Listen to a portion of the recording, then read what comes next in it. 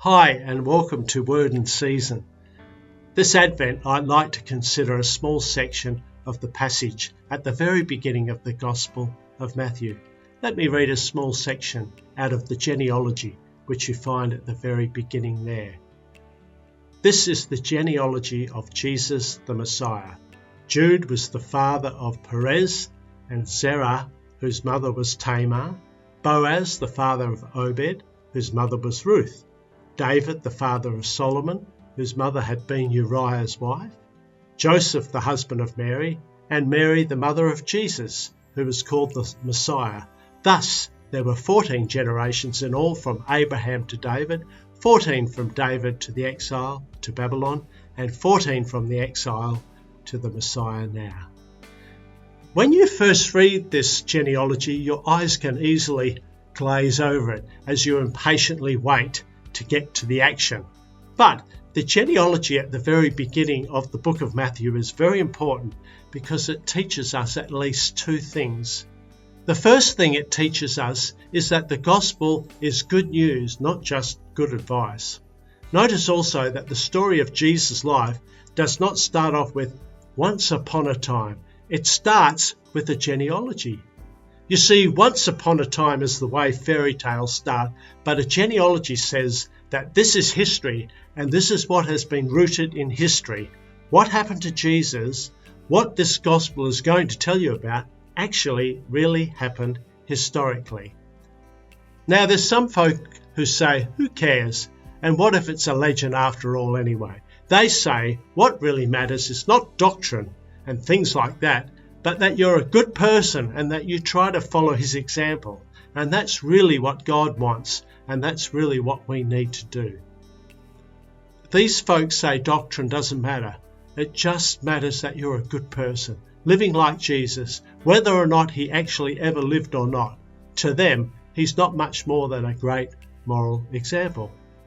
Well, you know, it's funny that the people who say doctrine doesn't matter and say that just live a good life, what they don't know is that this is actually a doctrine. Yes, we call this the doctrine of being justified by works. It's a belief that says it doesn't really matter what you believe as long as you live a good enough life.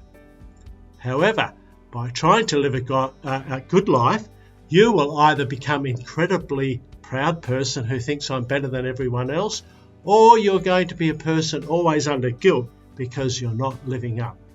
The good news is that Jesus actually came to save us, not to show us how to live so that we could save ourselves. He came to live the life that we should have lived and then die in our place for the death we should have died so that God could reconcile us unto him. If Jesus didn't actually live, then you can't be saved by grace. You have to save yourself, and that's deadly. And so the genealogy starts right off by saying that gospel is good news, not just good advice on how to live. It's such good news that God has come in the baby at Bethlehem to save you. The second thing the genealogy also shows is that the gospel turns the values of the world upside down. When you and I see a genealogy, we say, that's interesting. But in the old days, the genealogy was like your resume because family was everything. There was a tendency to brag about the people who were well known, all were great. So you would be able to say, on my father's side, I was related to the Duke of Marlborough or something like that. The one thing you always kept out of your genealogy was anybody who you knew wasn't quite respectable. But right here in Jesus' genealogy, you have 4 women, and women were almost never, back in those patriarchal times, ever included in genealogies. There's 4 women, and look at those who those 4 women are. Tamar, who committed incest and who was a prostitute. Ruth, who was a Moabite, meaning she wasn't Jewish, of a different race. And then there's what the text calls Uriah's wife, which of course was Bathsheba, who was married to Uriah. And David commits adultery with her and then kills her husband. It's messy and downright ugly. So why in the world would these people be in the genealogy? It's telling us even at the very beginning that it's all about grace, God's undeserved favour. What we see here is that Jesus is not ashamed of these people. These are not men, but women, and his mothers, and in some cases, people of a different race other than Jewish. Some of them were also immoral, but most importantly, Jesus is saying anyone can be a member of his family. You're not saved by your pedigree, nor your respectability. You're saved by grace, that undeserved favour of God. The gospel turns the world's values upside down. It doesn't say men are better than women and Jews are better than non-Jews. It doesn't say even the moral are better than the immoral.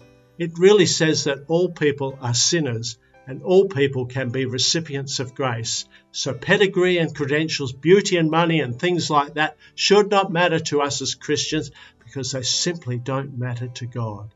It doesn't matter who you are or what you've done. It doesn't matter whether you've camped right out near the gates of hell. You can be a member of Jesus Christ's family if you turn to him right here.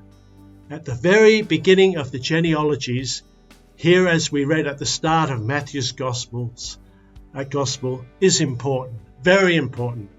They are just dripping with grace and giving hope to anyone and everyone. Church, have a great week and a blessed Christmas too.